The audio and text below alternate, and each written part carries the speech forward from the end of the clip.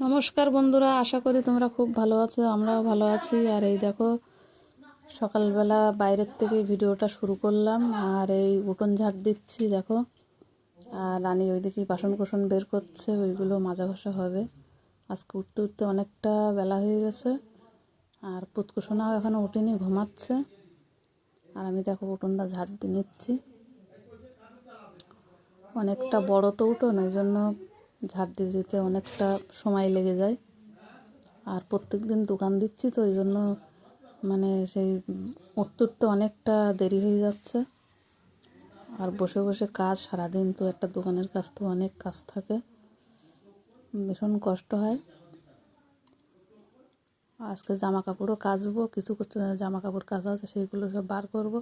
রানী কিছু বার করে দিয়েছে, আর আমিও বার করেছি। উঠোনটা ঝাড়তে নিয়ে আর ও বাসনগুলো মেজে নিক, তারপরে আমি কেচে দেবো জামা কাপড়গুলো।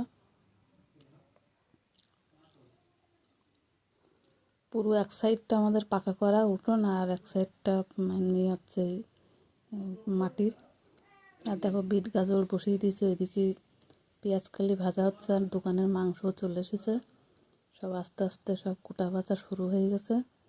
এদিকে রান্না, দোকানে রান্না হচ্ছে, বাড়ি রান্নাও হচ্ছে।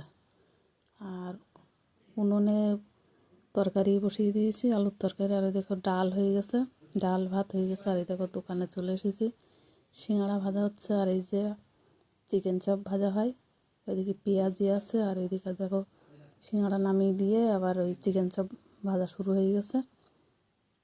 এদিকে ডিমের চপও আছে, অনেক রকম চপ বানানো হয়। আর ছেলে ওইদিকে ভেজিটেবল চপ করছে। তা চলো বন্ধুরা, আশা করি ভিডিওটা তোমাদের